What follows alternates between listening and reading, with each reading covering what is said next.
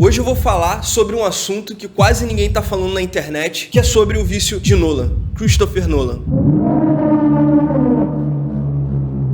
Hoje eu vou apontar alguns fatos do porquê eu acho que ele é viciado, vou trazer culpados pelo vício dele e ainda vou explicar o porquê que ele é viciado. Tudo isso em um vídeo só e você vai ver agora, só nesse canal aqui, tá? Eu também vou explicar o porquê que se eu tivesse dinheiro eu também seria viciado igual a ele. Lembrando que esse vídeo aqui é um complemento para um próximo, inclusive fica atento aí no canal que daqui a uma semana, 2 semanas, 3 semanas, 4 semanas, esse vídeo vai sair, eu ainda não sei exatamente quando, mas fica atento aí no canal que uma hora sai, tá? Se inscreve aí então. Mas antes da gente falar sobre esse vício, a gente tem que explicar quem é o viciado, né? Quem é Nolan. Nolan é basicamente produtor, diretor e roteirista de Hollywood, milionário. Eu não preciso falar, tipo, o dia que ele nasceu, os caras, acho que idade. A única coisa que importa é isso. E o que eu acho que importa também é que esse cara tem um dos meus filmes favoritos na sua filmografia. Eu vou falar alguns aqui, tipo Oppenheimer, Tenet, A Origem, Memento, que é um dos meus favoritos. Qual mais?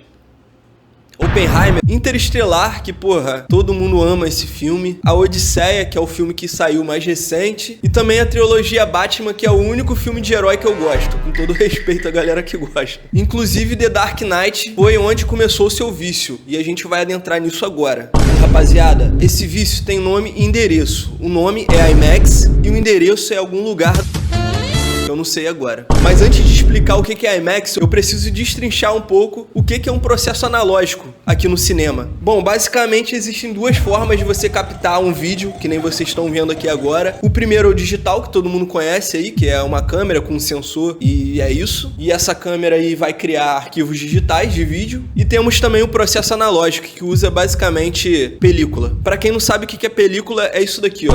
O clássico desenhozinho de filme, que todo mundo conhece, que é uma fitinha com uns buraquinhos do lado. E o que a câmera faz é basicamente passar esse filme por dentro de uma magazine que chamam, e ao invés do sensor captar a luz, vai ser o filme que vai captar frame por frame, passando por lado, o obturador vai captando, como se fossem diversas fotografias aí. Isso é o resumo da ópera, tá? Porque é um pouquinho mais complexo, mas dá pra vocês terem uma noção dessa forma que eu expliquei. E pra quem não sabe, o filme, a película, né? Vou chamar de filme aqui. O filme é basicamente uma fita de plástico com cristais fotossensíveis dentro. Então é por isso que o filme não fica exposto, fica dentro de uma capinha. No caso do cinema, fica dentro de magazines, como eu falei, que são basicamente caixinhas redondas, que nem vocês estão vendo. E no caso do IMAX, caixonas redondas ou quadradas. E por que caixonas? Porque essa merda desse filme do IMAX é enorme. Só pra vocês terem uma noção, aqui em minhas mãos eu tenho um filme de 35mm e é esse tamaninho aqui. 35mm é basicamente no digital o nosso full frame, que todo mundo conhece aí, que são sensores maiores, e a película IMAX é como se fosse o grande formato, que são filmes de 70mm. No digital a IMAX aparece em câmeras de 65mm de sensor. Então é tipo uma diferença gritante de tamanho de quadro.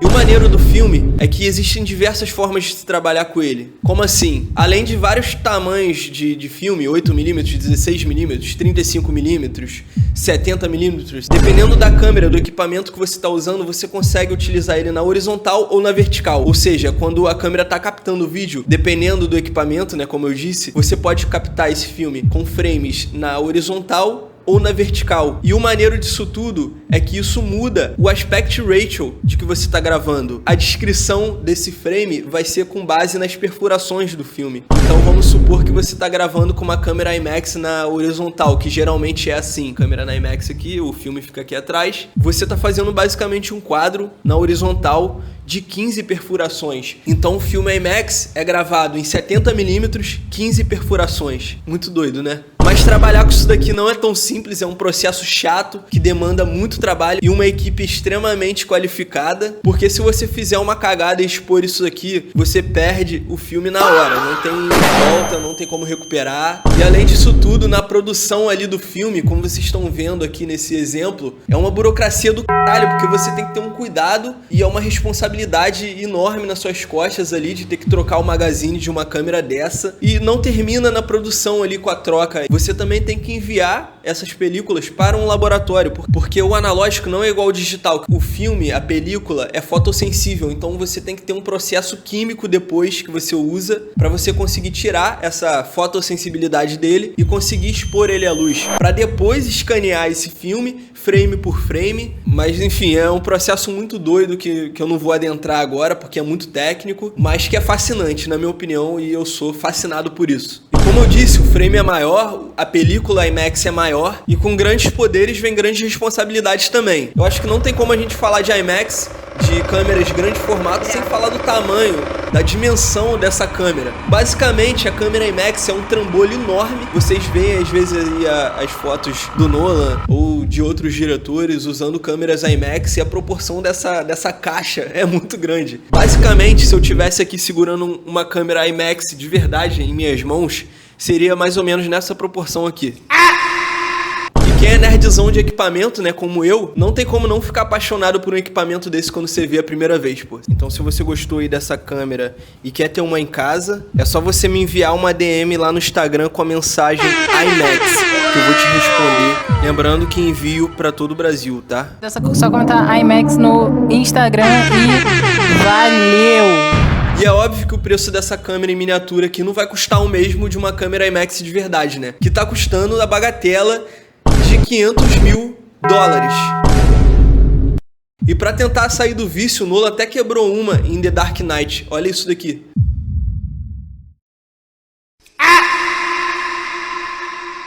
Eu lembro que na época que rolou esse fato aí, estavam especulando que o valor de uma câmera IMAX estava custando em torno de $300 mil, mas eu acho que corrigindo aí pela inflação, hoje em dia tá 500 mil. E câmera grande, equipamento grande, significa também orçamento maior. Além de equipe especializada e muita gente para carregar esse trambolho aqui de um lado para o outro, você também precisa da película, como eu disse lá atrás. E só para vocês terem uma noção, cada rolo aqui que vai no magazine dessa câmera tem cerca de 3 minutos de gravação. E a cada minuto de gravação desse rolo, de uma câmera ali rodando em mais ou menos 24 frames por segundo, você vai ter que gastar $2 mil. A cada minuto, $2 mil. Odisseia, que foi o primeiro filme gravado 100% em IMAX, eles tiveram que desembolsar $3 milhões só de película. E a rapaziada que é responsável por tudo isso é a galera da direção de fotografia. Exatamente esses caras foram responsáveis por viciar o Christopher Nolan em IMAX. Isso começou lá atrás, como eu disse, né? O primeiro filme gravado com IMAX de Nolan foi The Dark Knight. E o diretor de fotografia dessa bizarrice do cinema foi Wally Pfister.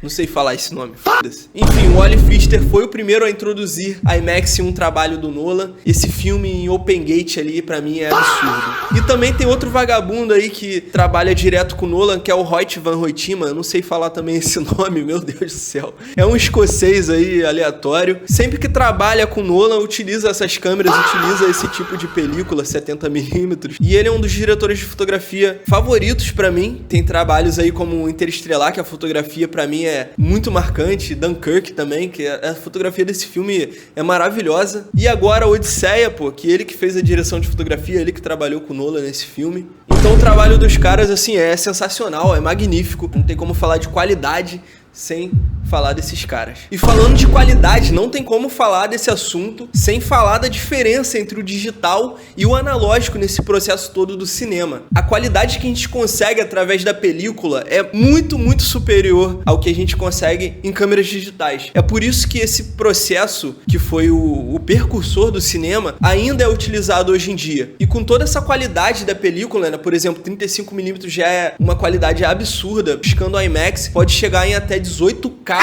quando você transforma esse analógico para digital, né? Você precisa escanear. Isso com as nossas limitações hoje em dia de tecnologia. O grande formato do IMAX é como se fosse o Walter White ali dos cristais. Vocês estão me entendendo? E os outros filmes, 16mm, 8mm, é como se fossem ali os outros cantes. E eu acho que o Nolan é viciado nisso, é viciado em qualidade. E aquelas pessoas que eu falei foram responsáveis por trazer mais qualidade pro trabalho dele, especialmente com a introdução do IMAX. E falando de salas de cinema, a gente tem as salas específicas para exibir películas, filmes gravados em IMAX. São telões enormes, gigantes, numa proporção de aspecto único, que é em 1.43:1. As salas tradicionais de cinema são dessa forma. Geralmente por conta de limitação ali de espaço e de projetor, eles não conseguem projetar a área do filme toda, então rola uma adaptação aí dos filmes gravados em IMAX. Provavelmente a versão que você assistiu de Odisseia foram versões cortadas com a barra, né, do CinemaScope, que geralmente é a proporção de aspecto ali do cinema, que é 2.39:1. E quando você assiste o filme gravado em IMAX para salas de cinema IMAX, você vê a diferença, cara. A quantidade de detalhes que são mostrados a mais é absurdo. Isso muda a experiência. Assistir um filme na sala de cinema já é uma experiência diferente. Agora você assistir numa sala IMAX,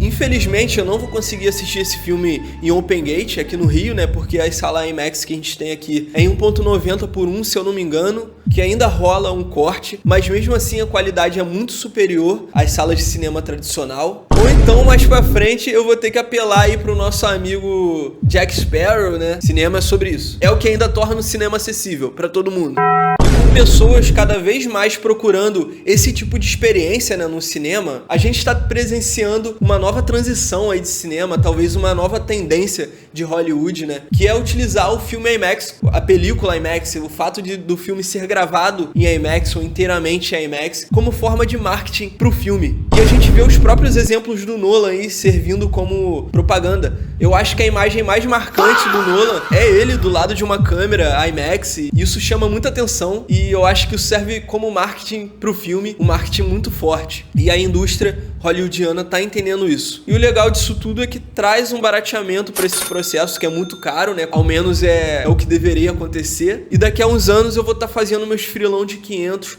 com uma câmera IMAX, e vocês vão acompanhar aqui com todo carinho. Podem ficar esperando aí, aguarda sentado. Mas enfim, esse vídeo foi um pouquinho mais técnico, até porque eu disse no início, esse vídeo vai complementar o próximo, que eu falo de um filme, do primeiro filme que foi gravado 100% com a IMAX, então acho que é justo fazer um vídeo dedicado a esse processo e falar um pouco desse diretor aí que também está sendo icônico nos dias atuais, talvez um dos maiores, o que está mais em destaque atualmente, que é o Nolan. E eu queria agradecer também a todo mundo que comentou no último vídeo, essa galera que tá aparecendo aqui, foi a rapaziada que comentou, então queria agradecer vocês, muito obrigado. E se você tem interesse em aparecer aí no próximo vídeo, comenta aí qualquer coisa, comenta, sei lá, qualquer coisa aí, Brad Pitt, comenta chame eu acho que é bom.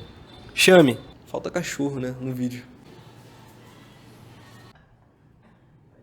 Fala, Neta. Fala. Fala, garoto. Não sei falar. Chame, tá chame ali.